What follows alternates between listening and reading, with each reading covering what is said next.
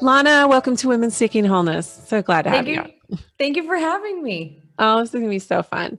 So, share with our listeners a little bit about how you came into doing what you do. I mean, you have a whole story. And so if we could just concise it down into like the highlights of what brought you from, I'm guessing as I looked on your website and kind of read through your materials, we all go through a rite of passage to go into our true Yeah. soul work in the world. And I know you had not so easy of a transition into what you're doing now, but wow. So maybe share with our listeners a little bit about where you came from. Sure. I feel like it's our context determines our content. And so I grew up in Russia and I came to the US when I was 12. So the first 12 of my years were in a very, very different world than afterwards. And the transition was a really pivotal point in my life because everything that I knew was no longer around me. And I was in a totally new place, not speaking the language, with Mm, parents who were trying to survive without any support. And so I experienced a lot of transition, a lot of hardship. And I actually had a realization just this year because we're in the process of buying our home. We moved to Puerto Rico 2 years ago. My husband's owned homes, but I've never owned a home. And I realized that since 12 years old, I haven't had a sense of home, truly. mm, And it's led me to create a sense of home within myself. I had to, yeah, yeah. or I didn't want to live. Right. So it Mm, was by necessity that I sort of tried to fulfill the dream, the vision that my parents had for us as immigrants and as kids who, are trying to create some security in their life. And so I went to college, had all these job offers, was killing it in investment banking, and realized it was killing me. mm, And it was at that moment that I had the highest, I think, fall from grace because at least I had a vision of what's possible while I was working so hard trying to survive and make it through. But I had reached, at least at some level, the goals that I had set for myself. I was in a relationship with a person that I felt like I was going to marry. I had the dream job that I thought would be like the answer to everything. And I was more miserable than ever. And mm, so I had a quarter life crisis at that point. And I had a series of spiritual experiences that at the time I didn't even know were spiritual experiences. One of them was I went to Brazil with a friend and had this complete moment of the ocean speaking to me for the first time in my life. Now, mind you, I grew up atheist. I had, no religious context, no new agey context, very like skeptical, gotta go get it, achievement mentality. The only, I guess, more Eastern philosophy or maybe more spirituality that I had was through yoga. And I did practice yoga through college. It gave me a lot of reprieve from eating disorders and things that were eating me up inside. But that would be some meditation here and there and some movement. But this was an experience that I had of the ocean saying, you don't, oh, I could cry just going into it. You don't need to carry this anymore. Like you don't need to keep going. It almost felt like, where did this come from? And when I got back to investment banking after that trip, I couldn't just keep going. It's like something had shifted. There was a saturation point that I had reached. And then I decided, okay, I can't keep going like this, but I don't know an alternative. And so it was the biggest leap of faith to leave that. And I essentially packed up my bags and moved to Southern California, literally in search of something that I didn't know what I was in search of. mhm, And my parents thought I was crazy. My, peers thought I was nuts. Like I didn't have a point that I was heading to. It's just that I knew that there had to be something more. And that took me on yoga teacher trainings and doing success coaching with university students and running through my savings and being dirt poor and moving in with my parents and being this high achiever to absolutely not achieving and facing all my demons.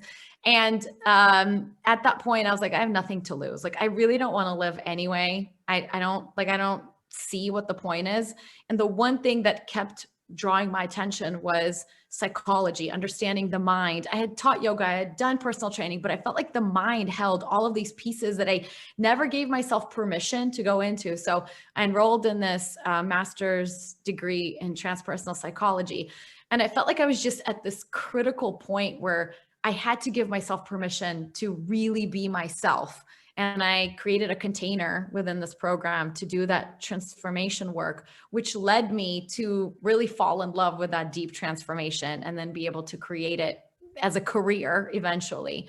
Sure. But so I come to this not because, I wanted to manifest a dream home or whatever. I mean, that sounds lovely. I came to it because I didn't want to live. It's And a survival it was a mechanism. survival. And I was at a point where I was like, well, let me try it. Let me see what this mindset can do. And I really feel like the part that's missing in current life coaching and law of attraction worlds is what I call in my book, the keyboard of emotions. The lower notes are not very much addressed, and they are sacred and necessary for the masterpiece that you'll create when you know how to play all the notes. So when you say lower notes, are you talking, because I'm thinking in my mind, basic needs, like Maslow's hierarchy of needs. Are you talking about that with the low notes? I'm talking about low notes being powerlessness, depression, Got it. anger, resentment, more judgment, of the shadow and then the aspects. more of the shadow aspects, which I feel it's even calling them the shadow is not quite accurate in my eyes. I'm like, these are all valuable, important colors. You can't call this color. They're not just some gray black shadow. Like exactly. They have fire and intensity and dynamism. Power and beauty and sacredness. And so for me, it was a journey of really exploring both. And how I felt to be like a manifesting teacher and a mindset teacher and didn't go down the trauma healing route, for example, which, I'm informed, so I bring it to the work that I do, is because I found that when I captivate people's imagination of what's possible, that is, Michael Beckwith has this great saying, you're pushed by pain until you're pulled by a vision.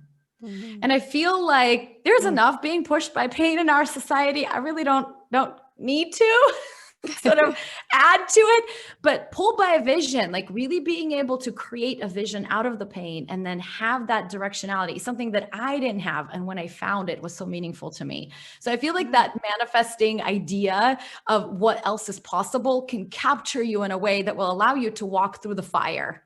Yeah, it's almost like the catalyst that drives the engine for you to be propelled or motivated. Absolutely. Pain is a motivator. And you know this, the human brain would rather run from pain than run to pleasure any day. So we are more, I guess you could say, subconsciously motivated to actually address pain points. But the fear mechanism pops in. This is where I wanted to pick your brain a little bit, literally pick your brain. That fight, flight, or freeze mechanism in the amygdala, the fear response, where it's just our knee jerk. It's just our natural go-to based on traumas, based on past experiences. What's the override? There's a word I'm going to use, but I know in my mind, I feel like I know the override, but there's a word that encapsulates it. But share with me what you feel like a good override when you feel that fear response, when you feel that your knee-jerk patterning is just about ready to kick in and take over. How do you intervene? I feel like my perspective on it is the desire to override as part or symptom of the problem.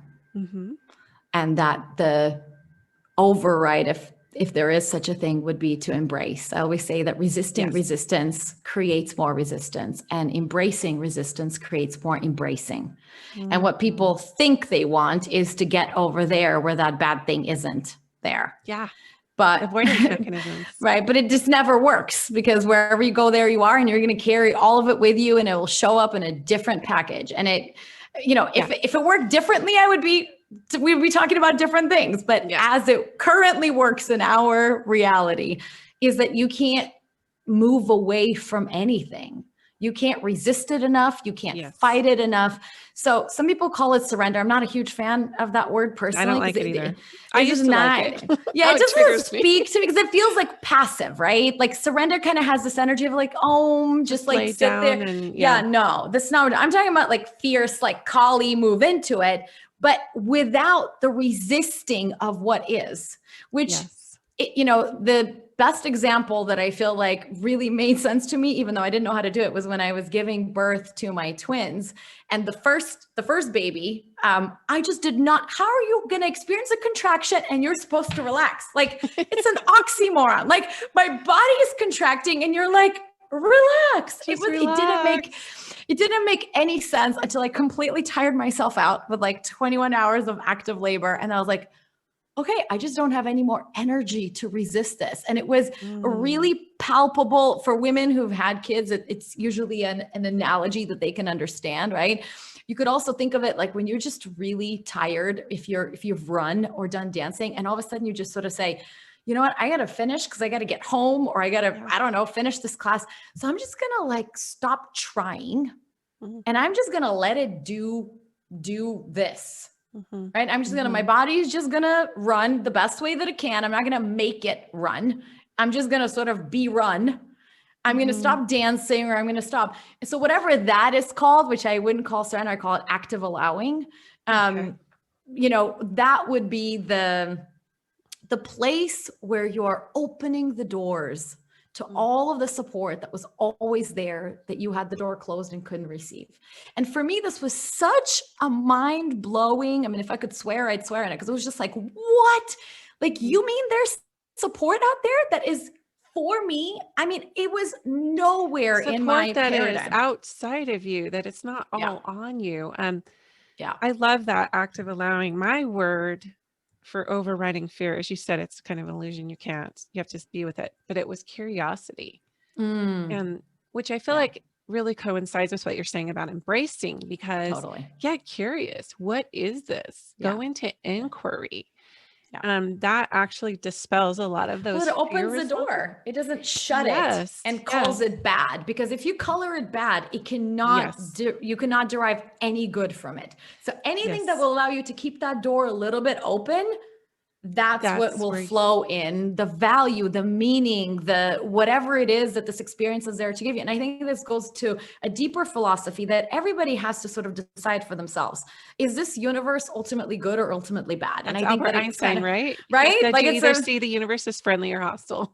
Exactly, right? And he says either everything's a miracle or nothing's a miracle. And that's one of the reasons why my book's titled Manifest That Miracle. Which is beautiful. So yeah, because isn't it like also like synchronicity and noticing. So one of the feminine arts that I have loved and embraced, and this is not how I was raised to look at life. As you said, it was all about structure, and that just allowing and embracing peace was just not ingrained in us. But it was to notice, the art of noticing. And I think this is also kind of maybe where curiosity comes in. It's like, oh, this fear or this feeling is arising. It has intensity to it. And just noticing. So being that observer, Eckhart Tolle talks a lot about this, and other spiritual teachers, where you just notice it. You don't identify with it. It's in you, but it is not you. Like depression, for example, or melancholy. We may have it in us, but it is not us. And that's why I hate labels. I'm sure you do too. 100%. I've, you know, people have the saying labels are not for people, but for food. I'm like, even for food, I don't even like them for food. I don't know what to tell you.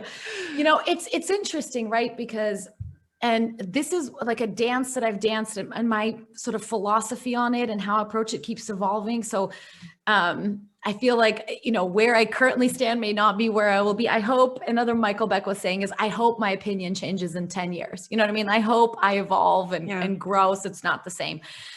But I've noticed that people like me who have a lot of what I'm going to call trauma, which my trauma wasn't being in a war zone or some severe sexual abuse. It feels just like you were just totally displaced. It was, or maybe it formed my responses. Yeah, exactly. Is that it was very difficult for me to witness, because the act of witnessing was triggering the trauma. And so that, because it feels unsafe. Right. Good right? point. And so at that level, you know, my whole work and my whole life's purpose and my healing for myself is, how can I feel safe to feel unsafe? How can I reach like being deeper, comfortable in being uncomfortable? Yes. And that is something that you can actually practice and develop and create. And we are ultimately, you know, hardwired, just like we're hardwired to move away from pain, right? We're hardwired when we feel that connection with the greater, whatever you want to call it, it feels good. I mean, you know it. that Yeah. feeling of love, the feeling of oneness, the feeling, it. You don't need to once you felt it, it's very palpable. Just like it's hard to describe being in love until you've been in love. But once you've been in love, it, even though it's very hard to put into words.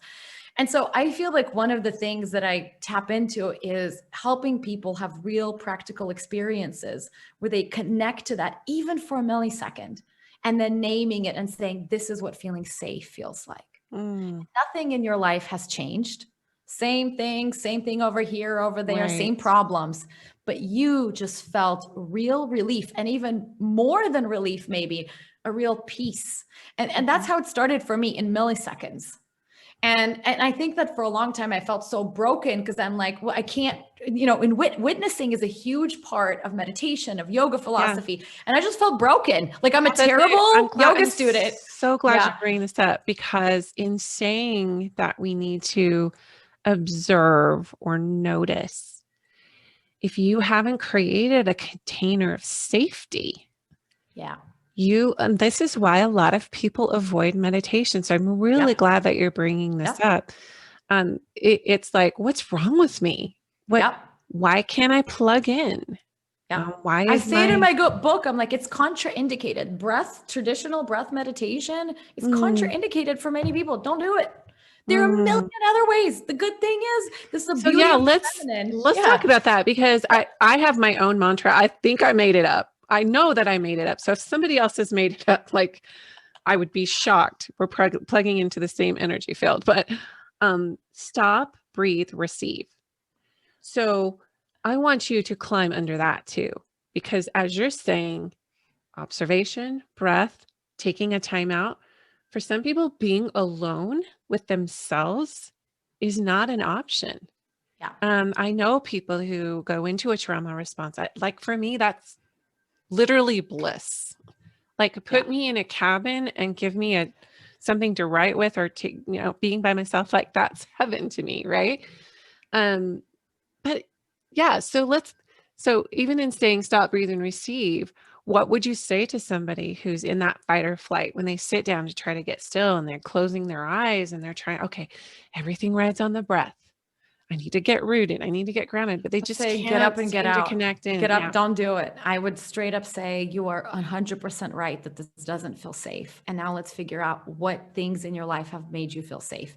For me, it was finding little pebbles and anchors, going to the ocean. Now I live where the ocean is. We're literally oceanfront on the Caribbean Sea. And for 15 years, I imagined it in my head, right? Little girl from Siberia having this. It's such like a, but this is something that the ocean is my friend. It makes me feel safe. It gives me a container that allows me to experience and be curious about things that otherwise I wouldn't.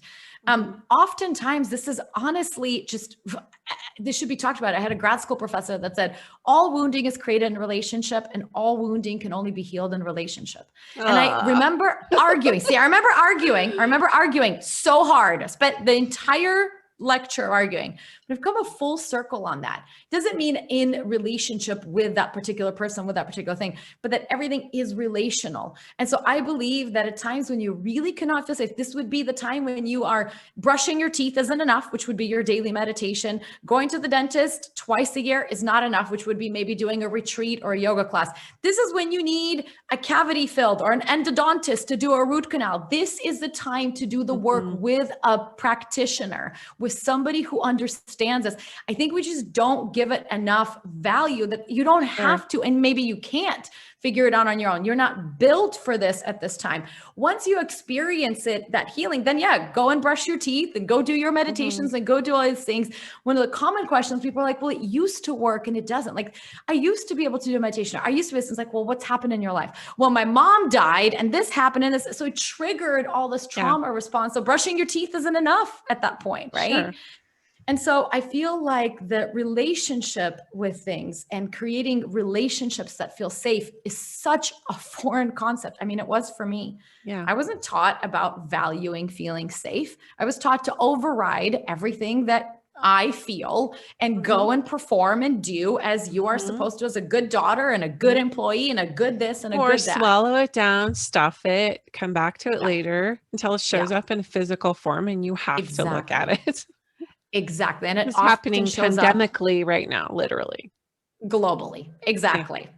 And it needed to come up, right? All of that collective pain and resistance and trauma needed to come up. So it exploded, but it's been there. Like when people, are saying, it's like the trigger, that getting triggered by someone, I'm like, the person didn't install the trigger.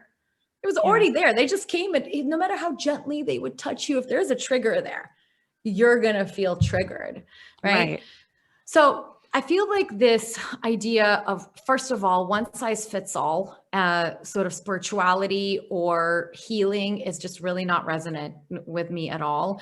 And what I encourage people to do is really find little by little, 1-degree shifts is what adds up to an 180-degree turnaround. So it's not this heroic, like huge, massive, some sort of leap forward. It's what today makes me feel a little bit more comfortable, relieved, safer, better. It depends on, what you're looking for. And on that emotional keyboard that I described, so you have your, anger and depression and sadness and grief on these notes, and you have all your pro-social emotions here, love and empathy and freedom and joy and all of that. And this is something I've had to retrain myself almost to remind and to understand, is that to create a truly fulfilling life, it is not just about avoiding all these other octaves and playing ding, ding, ding, ding, ding, ding, ding, just on these notes. To create a massive masterpiece that feels fulfilling and moving and moves you and moves the world and ripples out around you, is to play all the notes well. So the quality of your life is going to depend on how well you can play all the notes. And wherever you have a weakness, some people are all in the lower notes. It's a lot of my Russian upbringing. They are not going to go to the higher notes. They need a little bit of work over there. A lot of, American culture tends to be kind of avoidant and bypassy. So you're playing the higher notes. They do not have the ability, capacity. They've not developed the skills. They've not practiced the playing in the lower notes. But if you want to have real freedom, and a real fulfillment, self-realization, enlightenment, whatever you want to call it, you got to play the whole scale. The whole dang thing. You know what that's bringing to the forefront of my consciousness right now is just holding duality.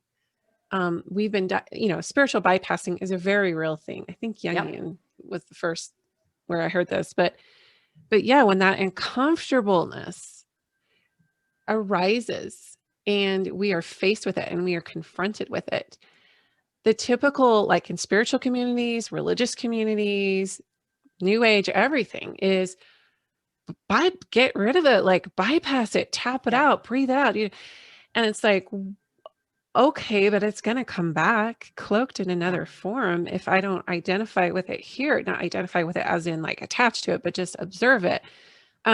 Also, for me, what I'm learning right now is I'm an empath. And so I feel all that stuff that you're talking about. You feel the whole keyboard.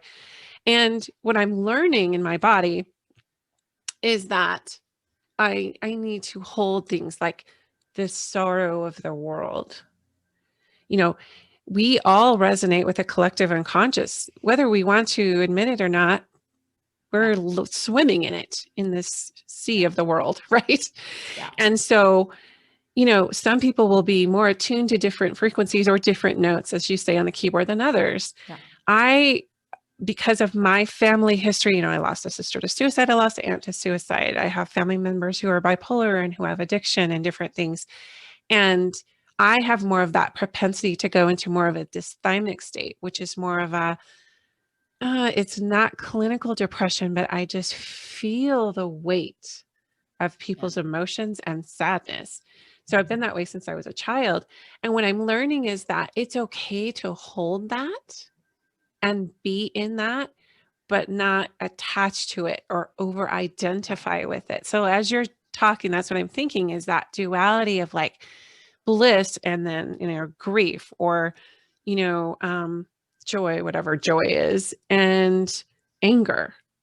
These seeming states that we hold, and to somehow label that one is more spiritual than another It's silly. Religious programming is doing this to us. Like, you must not have the spirit, or you must be deceived by Satan if you're angry or if you're super sad or whatever. Like, Jesus wasn't like that. So, buck up and be like Jesus. I'm just totally oversimplifying Jesus it. was actually like flipping All tables over at the times. place with his emotions.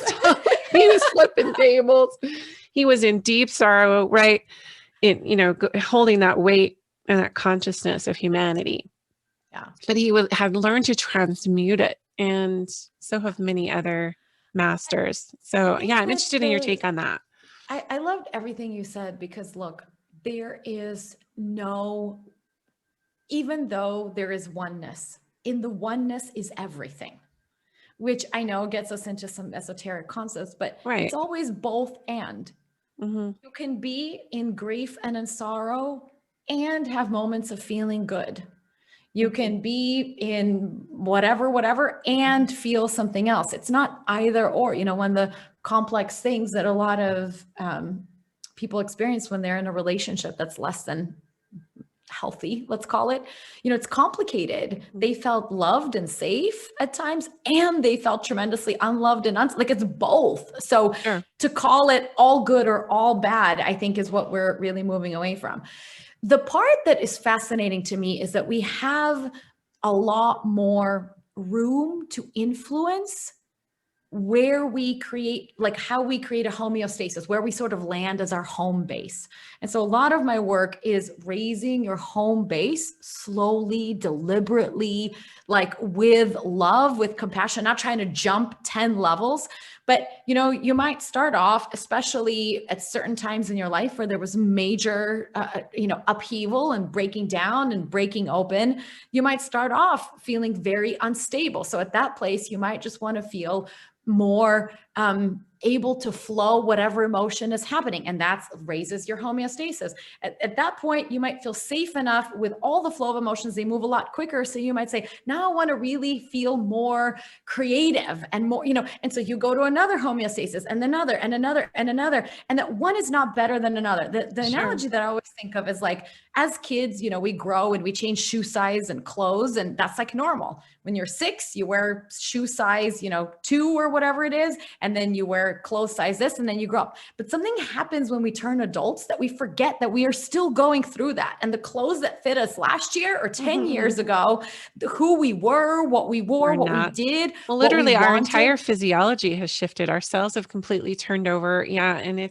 we're not the same person physiologically. But we don't have like the external shift the same way that kids do with stages. So we don't have the language for it. We don't have the approach to it to say, like, you've shifted. Certain cultures, you rename yourself at certain stages. You have all these like rituals or ways to acknowledge you're different. But we don't have that. It's like you turn 18 now until 100 years old or whatever, you're supposed to be the same, right? I mean, that's crazy. And I feel, and they're not, it's not like, I just keep going back to like, there's this homogenized way that we're encouraged to be that looks like spiritual or looks like developed or mature. And so we have this illusion of what we think that means. And I just turned 52 and I'm like, what does that even mean? Like, you know what I mean? Yeah. It's like, it's so relative. I liked what you were talking about, the relational aspect. And another phrase comes to me, perception guides biology. We form these attachments to seeming safety strongholds, anchors, if you will, that that kept us safe at one time in our life. Yeah. That now completely create unsafety. You could call it a faith crisis. You could call it a midlife crisis. You could call it an awakening. There's so many names for this. Yeah. And there's public shaming and cultural shaming around when that happens. And shame will lock all the pain up and you can't address it, be curious about or deal with it, right? Shame is just the like lowest you lock calibrated. It away. It is. Which is why having these conversations is so important. Just the act of standing with it is so revolutionary already, whatever happens after. But yeah, I think that from the law of attraction perspective, from like a pure, metaphysical perspective, whatever you perceive is what's going to be your truth. And so it's tricky to talk in these terms like this is what's out there, or even when I use terms like this is what our culture is, because really it's what I've perceived and now I'm reinforcing. Yes. Right. And what is going to be my truth? And then I'll attract all the people that resonate with that. And there's a whole other reality that this may not be the case. That's why you outgrow certain tribes and systems, because you don't vibe the same that you did with that group think or whatever. Yeah, you shifted. And so when you can recognize, and this was such a mind-blowing shift for me, that nothing out there can limit your happiness, your fulfillment, your growth, that it isn't about these things, these situations, whether it's personal on a micro level, where it's global on a macro level. It's not the pandemic. It's not your boss. It's not your partner. It's not whatever, the state of the world. It is that you have created a paradigm within you that the world is reflecting.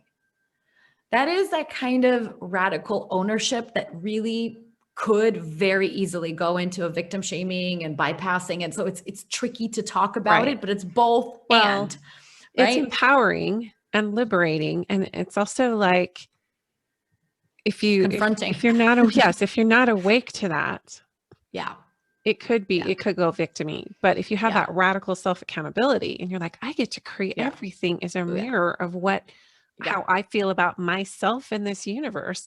I'm just reflecting it back to everybody else, and they're playing a part for me. Yeah. And so people say, well, what about, lack of privilege, or what about all of those things are completely real. And they, in my book, deserve to be seen and heard and witnessed and held sacred. So I am 100% for the Black Lives Matter movement and for all the things that are happening and rising to the surface.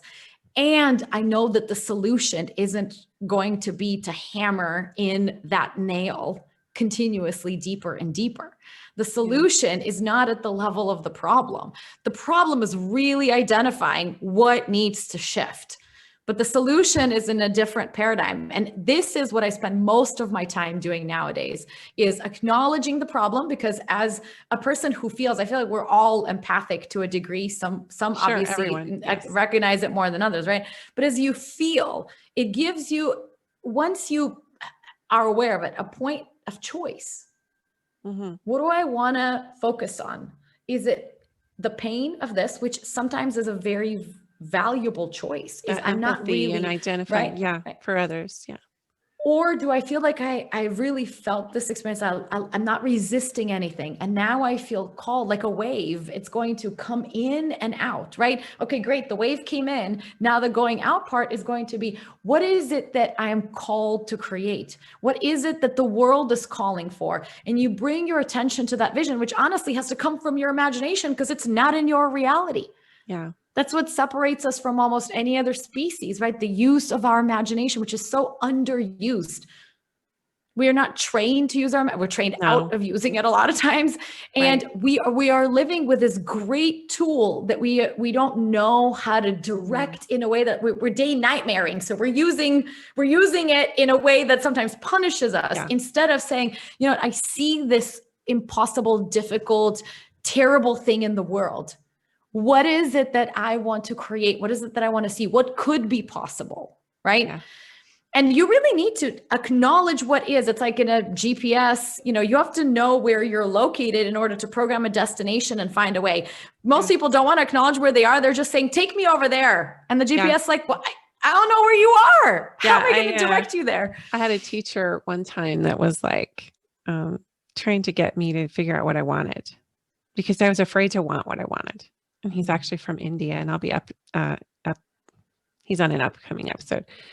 But he said, imagine that you're going through a drive-through to get lunch, and you get to the drive-through teller or whatever place, and they're like, "Can I help you?" And you're like, "I don't know."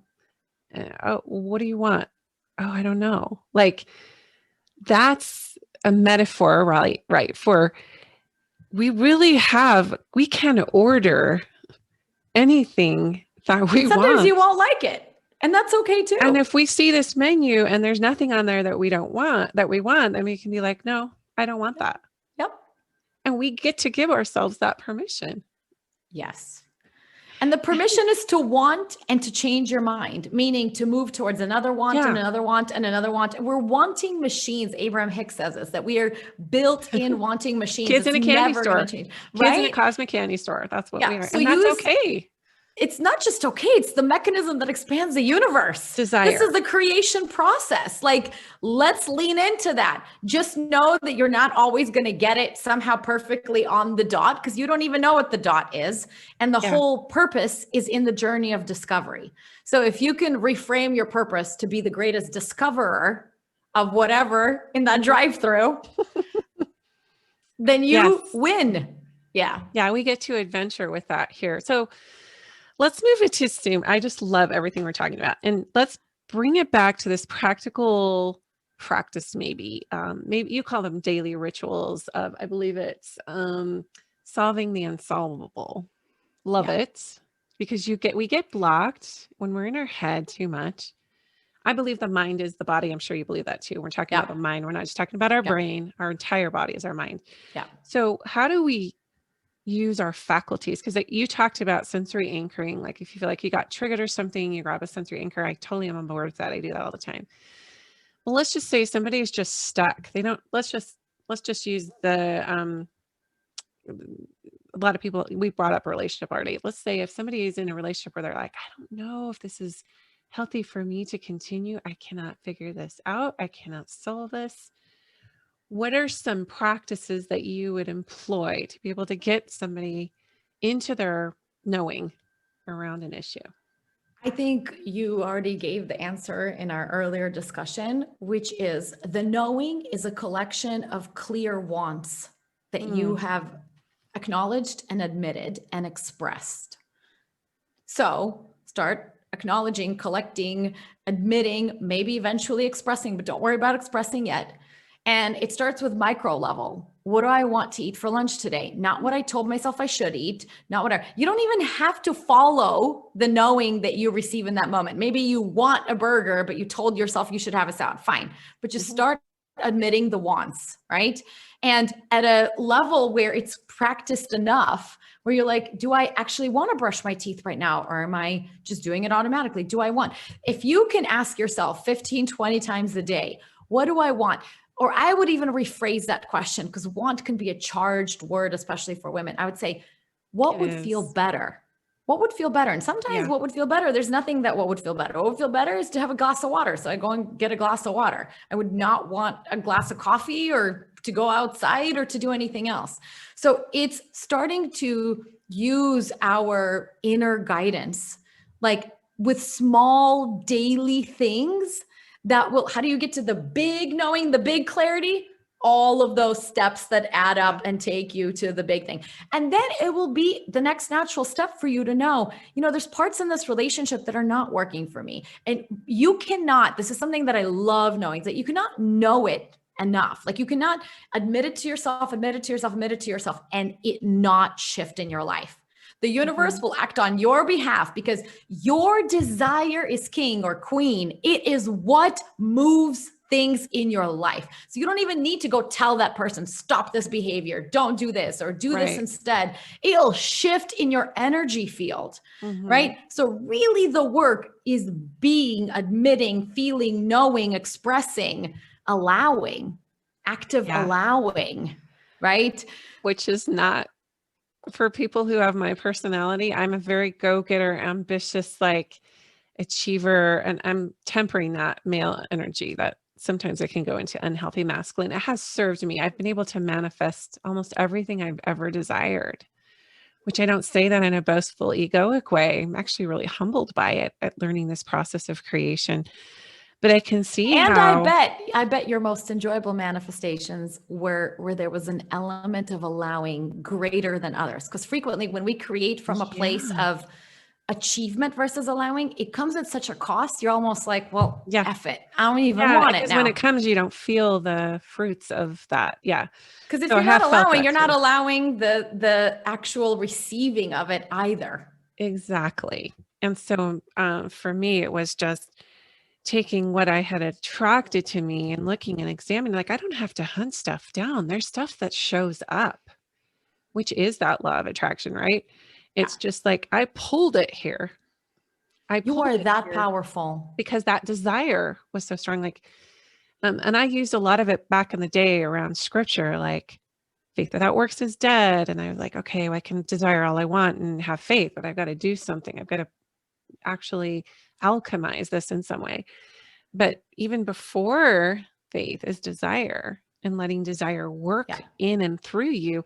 And like you said, most women are like, I had to work through wanting to have wealth, wanting to travel throughout the world, wanting to do all of these things that women traditionally have been shamed for doing. I had to work through all of that.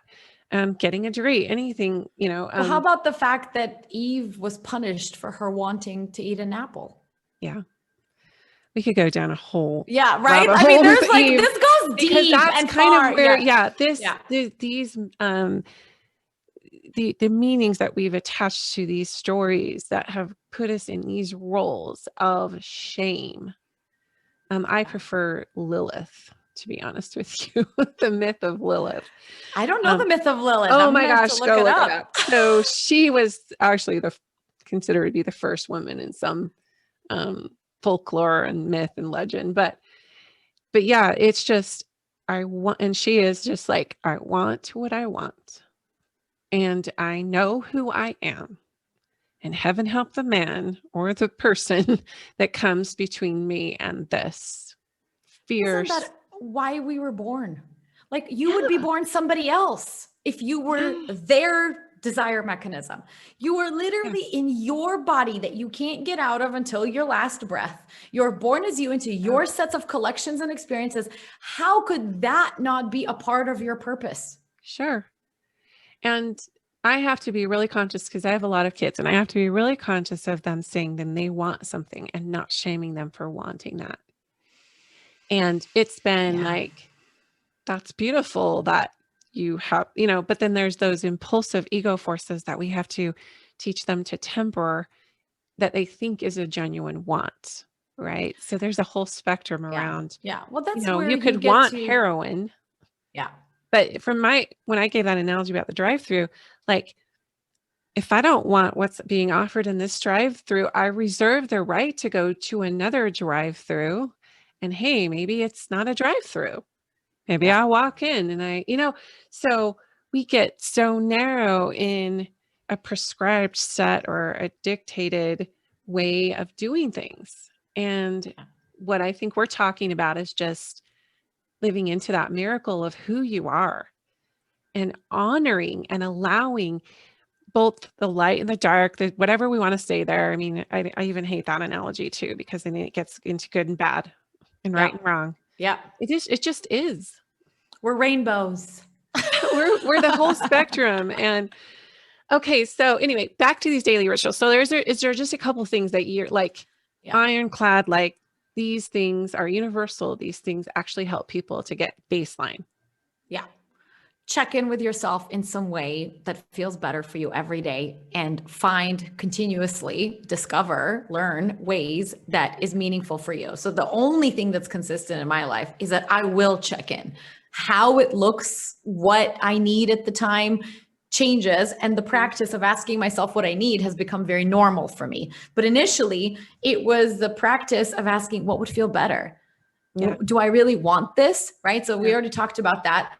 The other part is it's a direct response to if you don't want it, if you don't feel better, start stretching yourself a little bit by saying no, or moving away from it, or giving yourself permission to not do that same thing that doesn't feel good to you, right? So it's like finding some boundaries in that. And you can apply this to meditation. You can apply this to work projects. You can apply this to any area of your life, which I think all of it is a spiritual practice in my vernacular. Life so I don't feel like spiritual practice. Right. Yeah. Right. Yeah. And so I feel like it's about bringing this into your life, not just, I could tell you, yeah, sure, I have a visioning exercise here. You can open up to this page and you can do it, but it's why and how you do it that matters more than the what that you do. So pick up a book like this, try different things. How do people find your book, Lana? They can go to manifestthatmiracle.com. Okay. And they can get the first 3 chapters for free to check it out. And then they can order it on Amazon and a billion other bookstores and Right. get it in audio form or paperback or whatever they want. And I mean, connect with me, find me on social media. I talk about the concepts in this book, but again, the idea is that I can't tell you some cookie cutter, go do this, because the Right. point is that you discover what you need. Now, the other part is that there are things that you don't know about that will serve you better than doing breath meditation, for example. I have a gratitude walk practice that I did for years instead of meditation. Because you needed moving to my move, body. probably needed to Yeah. move that energy. And if you're just sitting Exactly. still trying to breathe and be all it wouldn't Exactly. serve you at that time. Exactly. It's like the principle for EMDR, right? You're moving your eyes, you're doing, there's connections that you're making in the body that make it easier for you to express and experience things. Use that. Find the path of ease, of safety, of relief, of a little bit better. That is going to take you a hell of a lot further than trying to establish some structure, some ritual that somebody else said worked for them or decided is the right thing for you. Nobody can ultimately be the expert on you.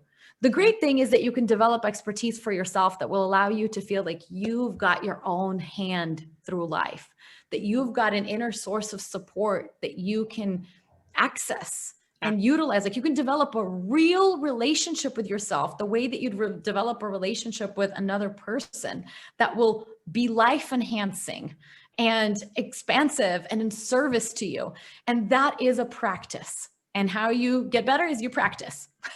Yeah, exactly. Like anything. And it's that, I think it's mother's repetition, repetition is mother of skill or something like that. It's just, like you said, and it was those small bank account type daily things that over time, created this new pattern, and all of a sudden a shift happens. Shifts don't have, well, they can. I'm not going to put a limit on miracles. Shifts rarely happen in an instantaneous, it's usually a buildup, and usually the universe, God, angels, however you want to frame it, is sending you piecemeal, like breadcrumbs to your miracle. And when you have, as the scriptures say, when you have eyes to hear and ears to see, or what the opposite of that, eyes to see and ears to hear, and you are noticing and observing, and you're creating that safety. Yes. Then you are in a space to receive. But only, I think sometimes we think we're ready for the miracle, but maybe we haven't done enough of the internal work to be able to receive it in a way that could really benefit us. You're ready when it's there. Is what I like to say.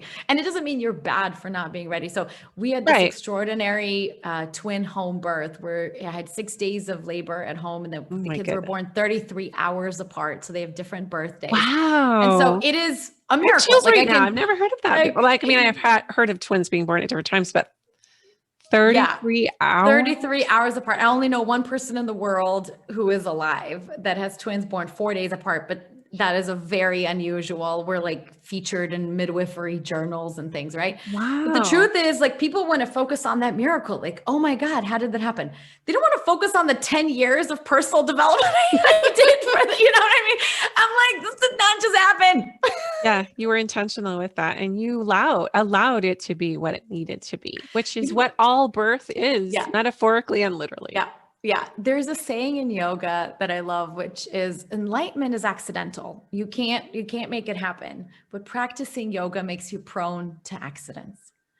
So miracles are not something you're going to make happen. But if you are practicing the miracle mindset, which I talk about in everything we just talked about, you're going to be very prone to accidental miracles that flow in. It's kind of like karmically positioning yourself. And we are, speaking of karma, and we'll kind of wrap with this, like everybody has their take on it. But for me, it's just, you've been prepared for this time. The fact that you're walking, breathing, and living in 2021 and everything that's about to take shape behind it, we have no idea. But it's like, that is not an accident.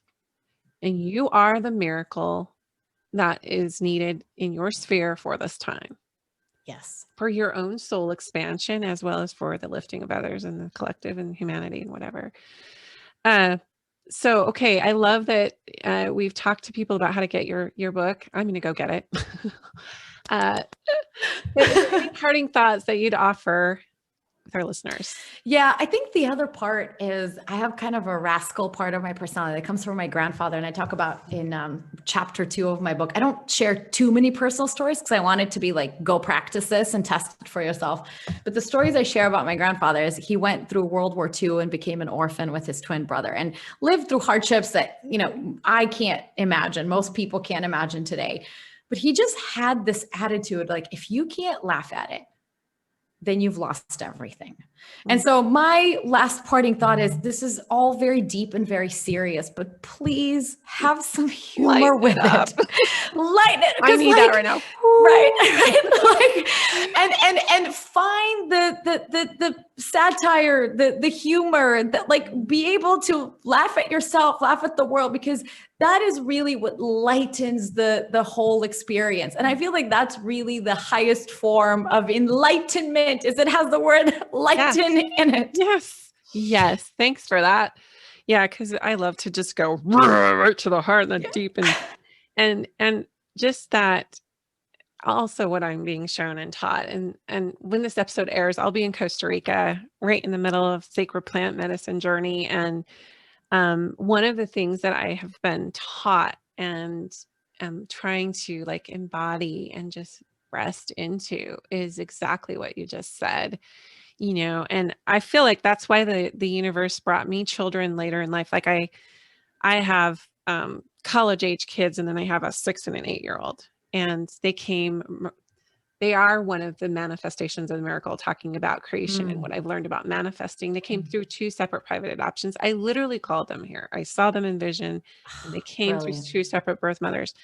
But now that they're here and they're so like 6 and 8, and they're just turning life upside down, I keep being told like they're your masters. Oh yeah. I don't know how old your children are now, but how old are they? I've got 10-year-old twins and a 4-year-old. Okay. So you're in the same vibe of children, like same developmental. So they time and time again show me what it's like to be present, what it's like to play, to allow my emotions. Like if I need to throw a temper tantrum, you know what I mean? Like, they're masterful.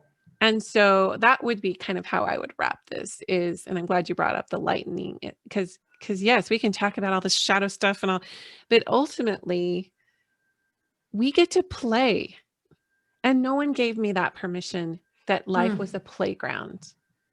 So if you're listening and you need permission, take this as your permission to play whatever it means to you, and just watch the miracles that will follow. Yeah. Like you don't have to take our word for it. Give yourself the permission to explore and see the results. Absolutely beautiful. Thank you so much, Lana. That's a great way to wrap.